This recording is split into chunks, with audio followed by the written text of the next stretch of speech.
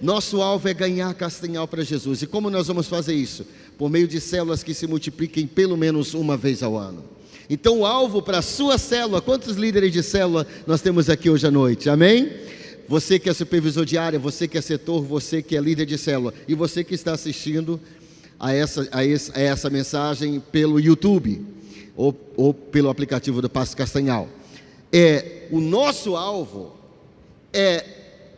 o alvo para a sua célula, ou para a sua área, é que cada célula se multiplique pelo menos uma vez este ano, em nome de Jesus. Vamos tomar posse disso. Hoje eu quero falar sobre a pessoa-chave, a importância de pastorear a pessoa-chave.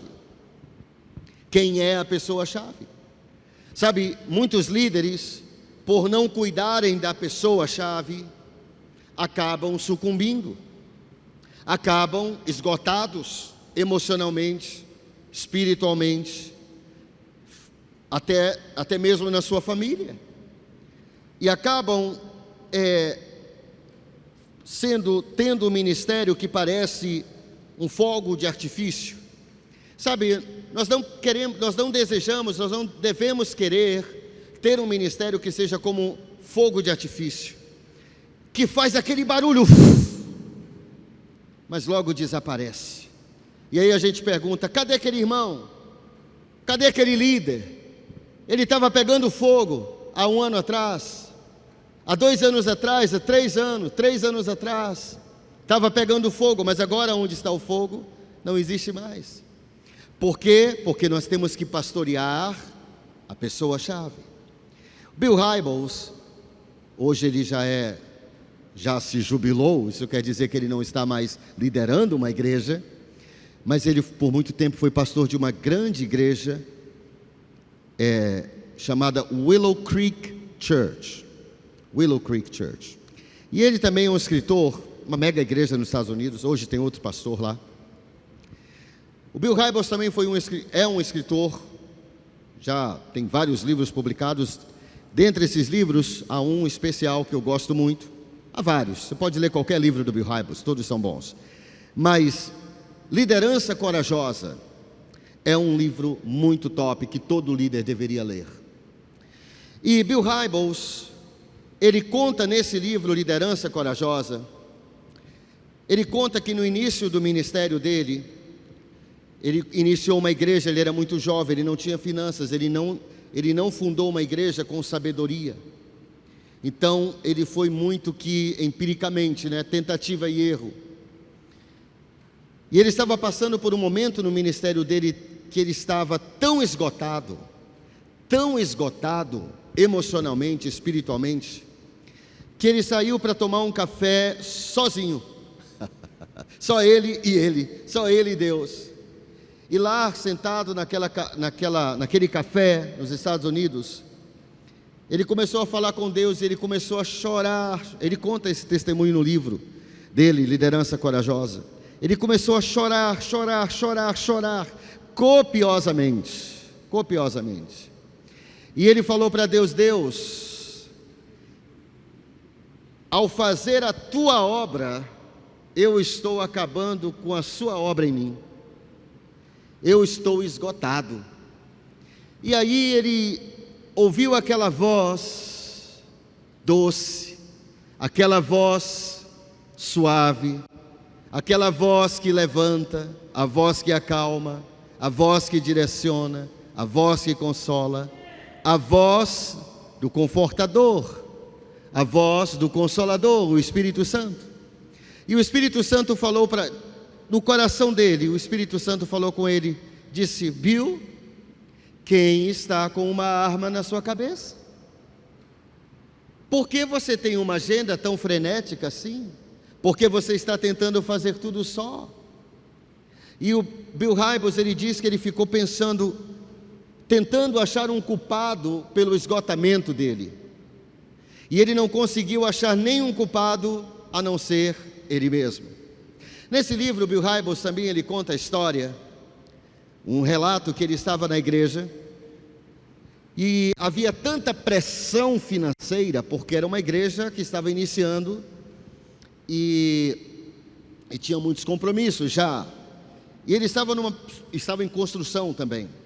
E ele estava sob tanta pressão que um dia no culto de manhã ele disse assim para o povo, imagine um pastor fazer isso, né? Seria horrível, mas ele fez, ele contou isso no livro dele.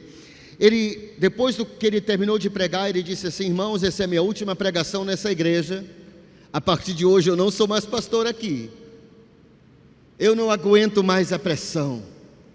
E ele desceu, e todo o povo ficou atônito, todos ficaram atônitos, todos ficaram preocupados, o que aconteceu com o nosso pastor? Então, quando ele desceu, uma turma, vários homens de Deus, da igreja, membros da igreja, cercaram Bill Hybels e disseram para ele: pastor, o que está acontecendo? Por que o senhor está abandonando essa igreja? Ele disse: eu não aguento mais a pressão financeira. E aqueles irmãos falaram para ele: como nós podemos ajudar? Eles disseram: pastor, por que o senhor não nos falou antes? Nós estamos aqui para ajudá-lo, mas nós não sabíamos que o senhor estava nesse aperto financeiro. E a partir daquele momento, Bill Hybels entendeu que ele precisava pastorear a pessoa-chave. Ele fala nesse livro, embora essa mensagem não seja baseada no livro do Bill Hybels, mas ele fala que ele foi a um conselheiro, lá nos Estados Unidos há conselheiros, e o conselheiro perguntou para ele: o que você faz como hobby? Qual é o seu passatempo? Ele disse: eu não tenho nenhum. Ele disse: você precisa, pastor, você precisa de um hobby, você precisa de um passatempo, por isso que você está esgotado. Aí o conselheiro perguntou para ele: o que você gosta de fazer? Ele disse: eu gosto de velejar. Eu não gosto de velejar, mas ele gostava de velejar. O conselheiro disse: você precisa comprar um barco para você e de vez em quando sair para velejar. Isso tem a ver com pastorear a pessoa-chave. Porque se nós não pastorearmos a pessoa-chave, nós corremos o risco de cuidar de todos, de ganhar todos e nos perdermos dentro de nós. Há líderes, há pessoas, há cristãos que se perderam dentro de si por não vigiarem o coração, por não vigiarem a sua alma. Bill Hybels, ele escreve nesse livro: a menos que você se acerte internamente, não terá muito a oferecer à sua equipe. Então imagine só, eu não tenho nada para oferecer para ninguém se eu não estiver bem. Eu preciso cuidar do meu espírito, eu preciso cuidar da minha alma, da minha psique, eu preciso cuidar da minha mente, mas eu também preciso cuidar do meu corpo. Eu estava conversando com um pastor outro dia, na verdade com 2 pastores, e um pastor falou assim: Deus falou para mim, se você não se... O pastor estava contando como ele ouviu a voz de Deus e Deus falou para ele: se você não se cuidar, você vai morrer. Deus falou isso para ele. Diga após mim: pastorear a pessoa-chave. O outro estava em casa e ele estava contando que ele teve um princípio de AVC ou alguma coisa assim, teve que ser levado às pressas para o hospital. A menos que você se acerte internamente. Então hoje à noite, como é que está o seu coração? O seu coração está fervendo para Deus? Você é um líder entusiasmado com Deus? Você está bem com Deus? Você está entusiasmado? Você está cheio de Deus? Você está bem dentro da sua mente? Dentro de você está bem? Porque nós só podemos ajudar outros se nós estivermos bem. Como nós vamos motivar uma equipe? Como nós vamos motivar uma célula? Como nós vamos liderar uma célula? Como nós vamos direcionar uma igreja se nós não estivermos bem? É por isso que em 1 Timóteo, na primeira carta de Paulo a Timóteo, capítulo 4, versículo 16, na Bíblia ampliada, é uma ótima tradução inclusive, Bíblia ampliada diz assim: o apóstolo Paulo escreve para Timóteo, ele diz: cuide de você mesmo, Cuide de você mesmo e tenha cuidado com o que ensina. Continue fazendo isso, pois assim você salvará tanto você mesmo como os que o escutam. É interessante porque Timóteo, quando ele recebeu essa carta aqui nesse momento, Timóteo era um pastor de uma igreja. Provavelmente ele era pastor da igreja em Éfeso, uma grande igreja. Mas o apóstolo Paulo, seu líder, o seu discipulador, ele não disse assim: Timóteo, em primeiro lugar, cuida das ovelhas. Ele não disse isso. Ele não disse, em primeiro lugar, cuide de cada membro da igreja. Ele não disse isso. O que ele disse? Cuide de você mesmo. Isso tem a ver com o que, gente? O apóstolo Paulo disse: cuide de você mesmo e tenha cuidado com o que você ensina, é óbvio. Porque se você fizer isso, meu filho Timóteo, você não somente se salvará, mas salvará todos que estão o escutando. Então o apóstolo Paulo coloca como prioridade cuidar de si mesmo. E cuidar de si mesmo é o quê? Cuidar da paixão. Paixão pela obra. Paixão por aquilo que a gente está fazendo. Paixão por Jesus. Compromisso com Deus. Visão. Tudo isso tem a ver com o coração, com você se acertar internamente. Se eu não conseguir liderar a mim mesmo, eu não posso liderar mais ninguém. Quantos estão compreendendo o que eu estou dizendo? É por isso que o apóstolo Paulo está dizendo: é mais fácil você liderar pessoas quando você consegue liderar a si mesmo, liderar o seu ego, liderar as suas palavras, liderar os seus pensamentos, liderar a você mesmo, para você ser o exemplo daquilo que você está tentando conduzir, aquilo que para onde você está tentando conduzir. Na Bíblia, em outra tradução, diz assim: preste bastante atenção em si mesmo, concentre-se no seu desenvolvimento pessoal e no seu ensino. Concentre-se em si mesmo, preste bastante atenção em si mesmo, concentre-se no seu desenvolvimento pessoal. Deixa eu lhe fazer uma pergunta: você como líder, eu como líder, como está o meu desenvolvimento pessoal? Como é que está o meu crescimento pessoal? Como é que está o fogo da paixão? Será que meus olhos ainda estão brilhando para a obra de Deus?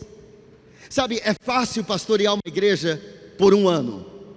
O difícil é pastorear uma igreja por 10, 20 anos e ainda ter o mesmo brilho.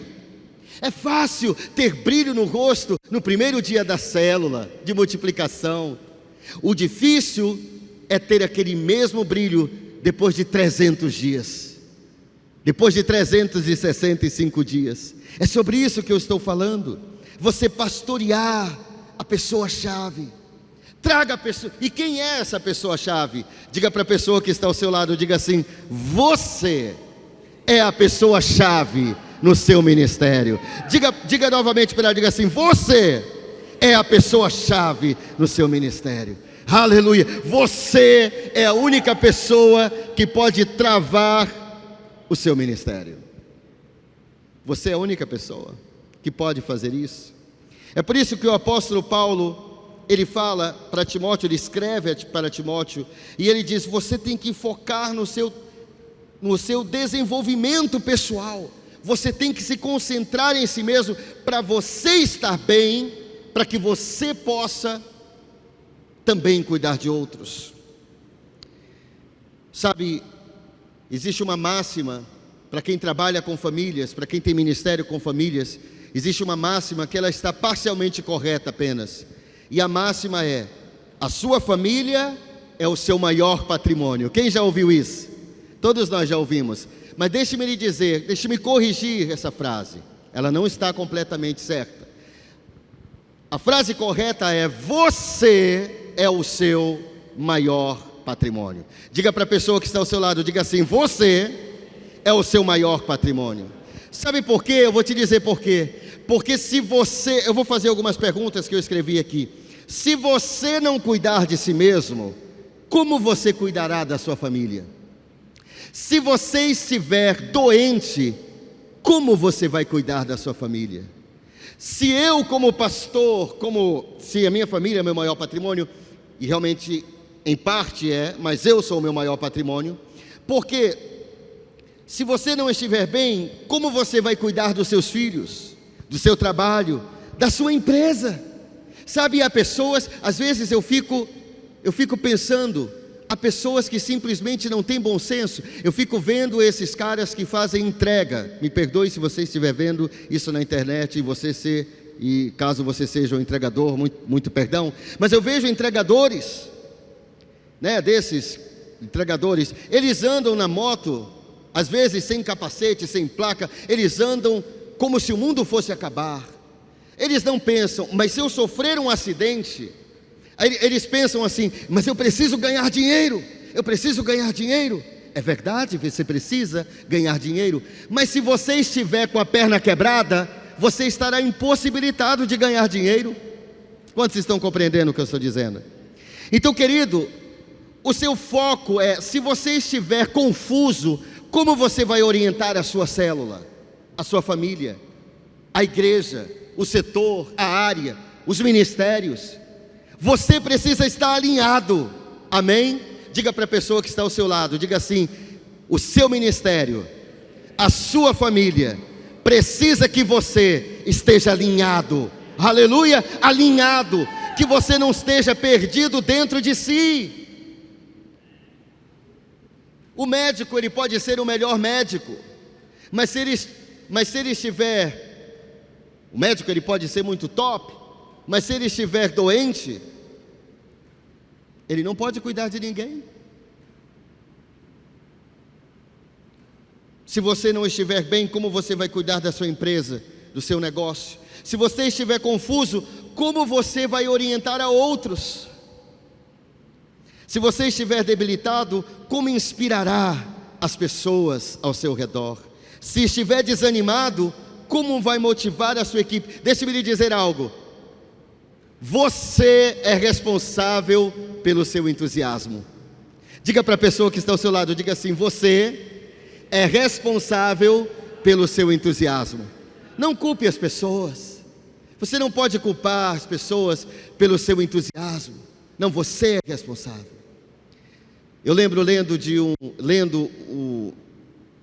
um livro de Bill Hybels também, ele dizendo que essa é uma das razões que ele vai a conferências. Porque pastores devem ir a conferências? Para aprenderem coisas novas, respirarem um ar novo e virem de lá com mais entusiasmo, com fogo da paixão queimando de novo. Bill Hybels fala isso, ele disse: eu sou responsável de manter o fogo da paixão no meu ministério. Ele disse que um pastor, foi a uma conferência lá na Willow Creek e disse: pastor Bill Hybels, me perdoe, mas eu tenho que vir aqui todo ano, porque isso me ajuda a me manter mais fervoroso para Deus. O Bill Hybels disse: irmão, não se desculpe, não peça perdão. Isso quer dizer que você é um bom líder cuida da sua paixão. É por isso que o líder precisa estar no Tadel, precisa estar no Expresso 1, precisa estar nas vigílias, nas noites de glória, no culto de celebração, para manter o fogo queimando dentro de você. Mantenha o fogo queimando dentro de você. Você é o gerente da maior empresa do mundo, e essa empresa é você.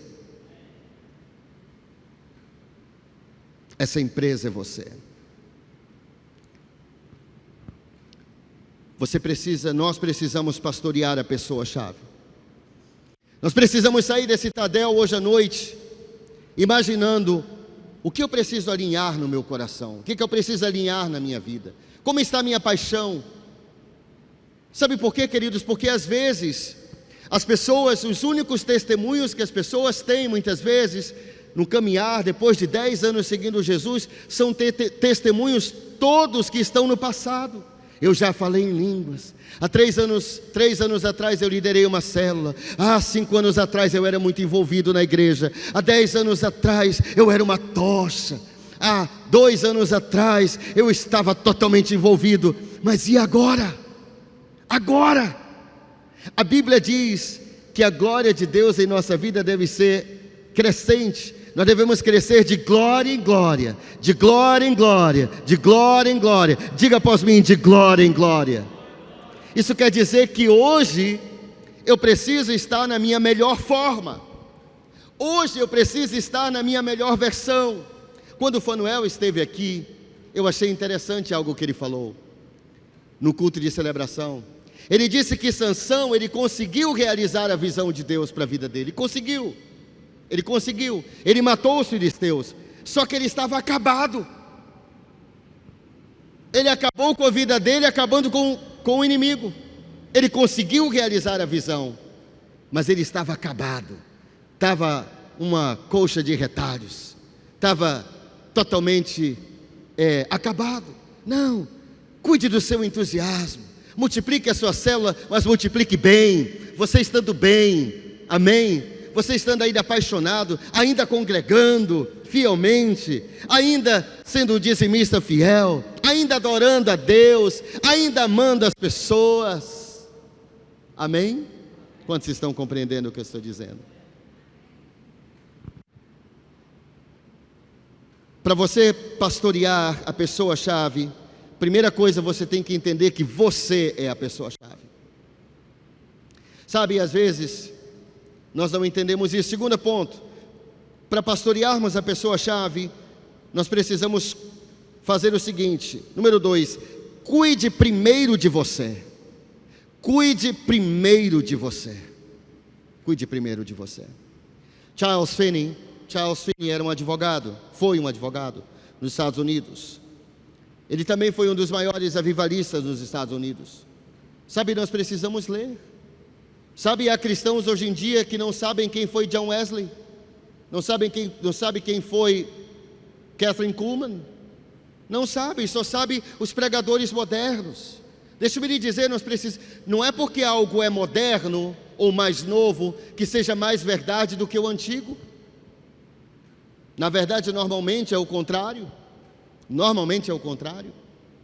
Então, às vezes, nós estamos muito acostumados a coisas novas, mas não voltamos para esses grandes homens de Deus. Charles Finney foi um grande avivalista, e um dia ele estava viajando de trem na primeira classe do trem, era uma viagem longa.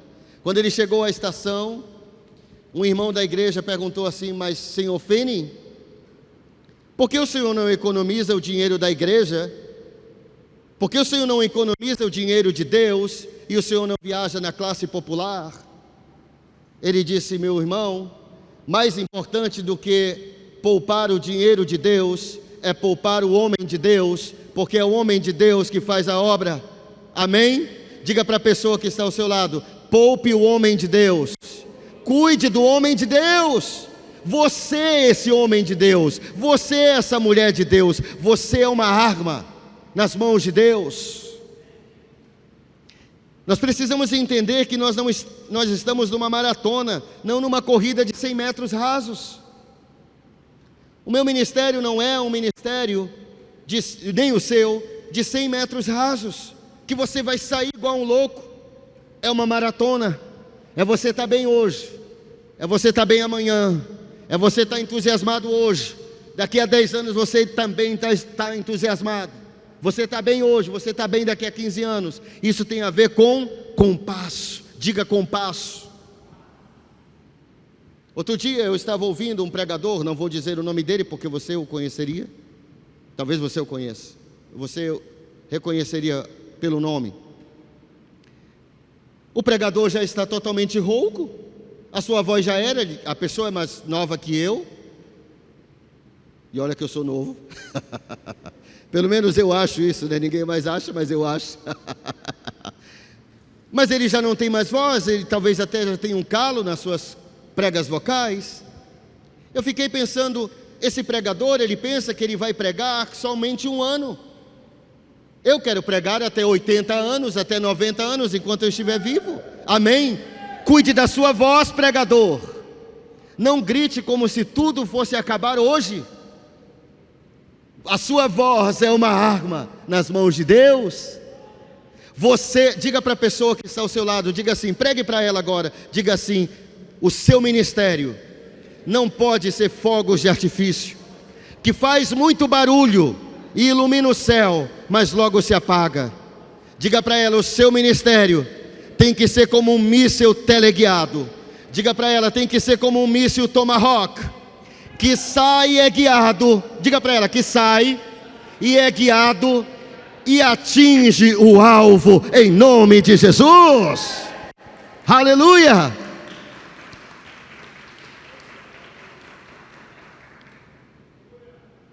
É preciso tirar tempo com Deus, é preciso ter preparo, é preciso ter fôlego, é preciso ter reservas de energia.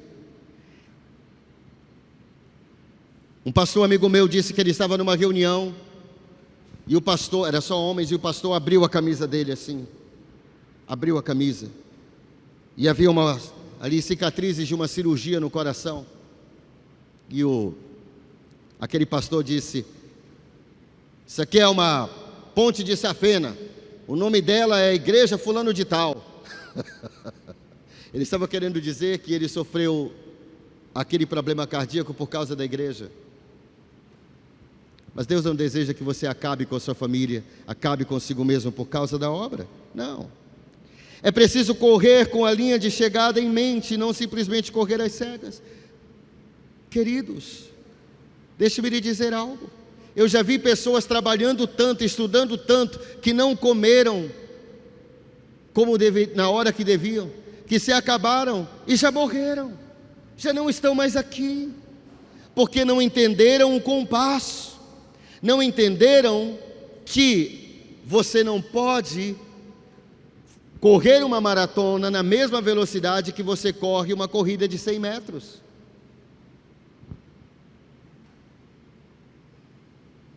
Invista em você. Diga para a pessoa que está ao seu lado: invista em você. Sabe? Diga assim, coloque a sua mão sobre a sua cabeça, você vai repetir algo. Diga assim: eu sou o maior investidor no meu ministério. Diga de novo: eu sou o maior investidor no meu ministério. Aleluia, na minha vida. Sabe, há pessoas que nunca querem comprar nenhum livro. Elas não querem tirar dinheiro do bolso para comprar um livro, para fazerem um curso. Eu fiz um curso de alfabetização em hebraico com o rabino. Foi mais de R$400, eu acho que foi R$600. Pastor, por que o senhor fez com o rabino? Simples, porque ele é um rabino. Se você quer aprender hebraico, você vai aprender com quem? Com quem sabe. Ele é rabino. Me levou somente algumas horas. Mas quem é o investidor na minha vida? Eu sou o investidor na minha vida. Eu vou pegar o meu dinheiro e vou investir em livros, investir em educação, investir em cursos, não em diplomas. Diplomas são bons, mas eu estou mais à procura da sabedoria do que diplomas. No meu caso, invista em você. Qual foi a última vez que você comprou um bom livro para você ler? Qual foi a última vez que você foi a uma conferência? E não estou falando isso só das coisas de Deus, na igreja, mas estou dizendo na sua área. Há pessoas que querem crescer profissionalmente, mas não estão dispostos a darem R$400 num curso online. Eu fiz um curso de finanças com um coach, custou algumas centenas de reais, mas ele se pagou até hoje. Esse é o poder de um livro. Deixa-me lhe dizer algo sobre livros. Você sabe que a palavra escola em hebraico é Beit Sefer. Beit é o que? Casa. Beit Lehem é casa do pão. Beit Sefer é casa do livro. Como você pode se educar? Uma das formas é através de livros. Deixa-me lhe dizer algo. Quando você compra um livro como esse, eu não estou ganhando nada com isso, ele custa R$30, mas você não está comprando o livro, você não está comprando papel, nem letras, nem a capa, nem a diagramação, você está comprando o conhecimento que há nesse livro, a sabedoria que há nesse livro. Eu posso investir R$30 nesse livro, e eu posso colher na minha vida R$30.000, R$3.000, eu posso ler esse livro hoje, e para o resto da minha vida eu posso ter colheitas através desse livro. Como eu falei, eu fui batizado no Espírito Santo lendo um livro do Kenneth Hagin. Mas há pessoas que não gostam de livros. Invista em você. Tire tempo para estudar, ler, aprender. Na sua área, na área secular, mas no seu ministério também. Quando tiver oportunidades na igreja, esteja dentro. Olha, vai ter uma conferência de finanças, esteja dentro. Tem uma conferência da família, esteja dentro. Vai ter uma série de mensagens sobre finanças, esteja dentro. É assim que você cuida da pessoa-chave. Amém, queridos? Você é a pessoa-chave no seu ministério. Você é uma arma nas mãos de Deus. Deus, Ele quer ver você animado. Deus quer ver você entusiasmado. Alinhe-se, Elias. Elias, saia da caverna, Elias. Saia dessa caverna, Elias. Existem reis que precisam ser ungidos por você. Vá ungir o seu sucessor, Elias. Saia dessa caverna, Elias. Saia dessa caverna espiritual. Envolva-se com Deus e vamos cuidar da pessoa-chave. Amém? Glória a Deus. Diga: eu sou o maior investidor no meu ministério. Dê um aplauso bem forte ao Senhor Jesus.